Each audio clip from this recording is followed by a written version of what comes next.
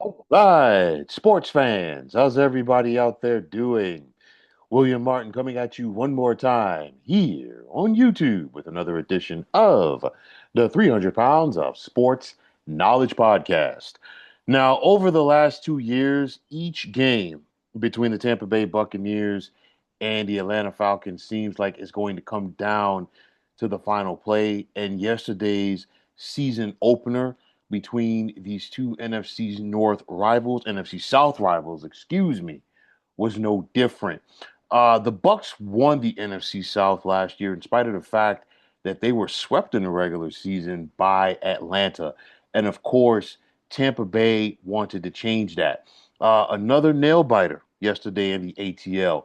But unlike it was last year, the Bucs this time were able to get the best of the Falcons. We saw the cardiac Bucs take the lead late when Baker Mayfield connected with rookie wide receiver Emeka Egbuka on a 25-yard touchdown with just 78 seconds left in the contest. Now, Tampa Bay's Chase McLaughlin left the door open when he missed an extra point, which would have given the Bucs a 24-20 lead, and of course, that would have meant that Atlanta would have needed a touchdown to go down there and take the lead. Now Atlanta only needed a field goal to tie the game and possibly send it to overtime. But nonetheless, the Bucs they left the door open for Atlanta. However, the Falcons were unable to capitalize as the usually reliable kicker, Younghoe Koo, missed the game time field goal in the waning seconds of this contest. Uh, Honestly, it was a huge shot in the arm yesterday if you're the Buccaneers because they were the only team in the NFC South to win yesterday. So, of course, they're in first place. And if you're Atlanta, yes, you're 0-1 along with Carolina and New Orleans, but technically you're in last place because you're 0-1 in the division. So now Tampa finds themselves all by their lonesome in the first place of this division as they're looking to win the division for the fifth consecutive year. Granted, we still got plenty of football left. We're just scratching the surface. But nonetheless, it's a good start for Tampa Bay, especially against a team that you could not beat last year. Granted, in those two games, it was Kirk Cousins as the starting quarterback and not the youngster Michael Penix. Now, speaking of the quarterback play, yesterday, Baker Mayfield wasn't great for Tampa Bay, but he was good enough. And more importantly, Baker was great when he had to be, as far as going out there and making the key plays and key throws. He was 17 of 32 passing for a buck 67 with 3 touchdowns. How about the rookie wide receiver, Emeka Egbuka? 4 catches for 67 yards and a pair of touchdowns in his NFL debut. And I'll tell you like this, the sky is the limit for this youngster because number one, he has talent. They know how to coach up the receivers at Ohio State. That's first and foremost. And then you have a guy like Mike Evans who you can learn from. And Mike Evans is going to be a future Hall of Famer. It's not a matter of if, it's more like when. But nonetheless, Mike Evans continues to get it done at this state of the game. 5 catches for 51 yards. And then for me, defensively, a play that is not going to get talked about enough. How about the big hit by Antoine Winfield Jr. Late in this game? For me, it's one of those. I said it when I talked about my NFC South preview recently.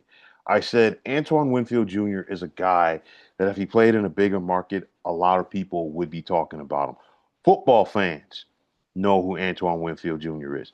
He just knows how to go out there and make plays. And I mean, for me, I feel like not even I feel like I know he's one of the best safeties in the National Football League. You look at his range back there and you look at the ground that he covered to go out there and make that big hit late, timed it perfectly not to get pass interference, timed it perfectly not to get unnecessary roughness. And of course, Tampa would go on to win this game. For the Bucs, like I said, it was not pretty, but they went out there and got the W, and that's all that matters. I mean, you look at it. Atlanta outgained Tampa by nearly 100 yards in total offense yesterday. They possessed the football by nearly 10 minutes more.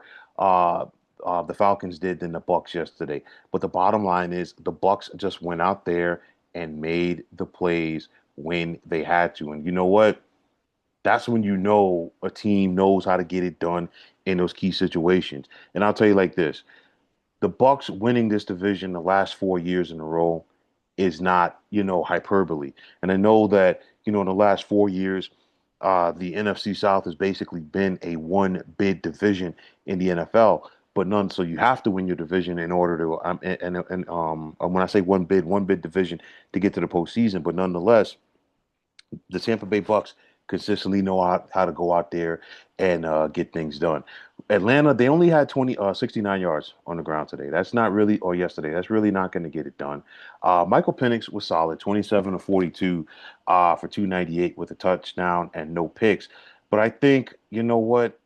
Atlanta just failed to seize the moment more often than not than in this game. They had a couple of opportunities to go up by double digits, and they couldn't get it done on the Tampa Bay Buccaneers. And of course, that's a reason why they lost this contest. So now we've got to sit back and wait until week number 15 to see the rematch of these two. And I'll tell you like this, that game could possibly decide who wins the NFC South. The Bucs are taking on the Houston Texans next Monday night, while the Falcons will be at the Minnesota Vikings on Sunday night. I'll tell you like this. Tampa Bay is battle tested. What can you say about this club? They simply just know how to go out there and get it done. Credit to Todd Bowles. Credit to that cover two. They continue to lose offensive coaches around Mayfield, but the bottom line is the Bucs continue to shine. So let's see where the next step is going to be for both of these NFC South foes as the season progresses. But folks, that is going to wrap it up. And as always, I want to take this time out to thank each and every one of you for checking out the 300 Pounds of Sports Knowledge podcast here on YouTube. And as always, if you like what you heard and saw on this podcast, you know what to do. Just hit that like button as well as subscribing to this channel. And like I always say, it's greatly appreciated. Also, if you're on the X, formerly known as Twitter, you can check me out at 300 Pounds of Sports. And like I always say, if you give me that follow, I will give you that follow in return. And the same goes for Instagram, where you can check me out at 300 Pounds of Sports Knowledge. Also, if you're on Facebook, be sure to check us out at the Sports Depot 365. And as far as I'm concerned, one of the better sports debating groups going on social media. But until next time, fine folks, my name is William Martin. I am signing off, and I'm saying thanks once again for checking out the 300 Pounds of Sports Knowledge podcast here on YouTube. Be well, everybody.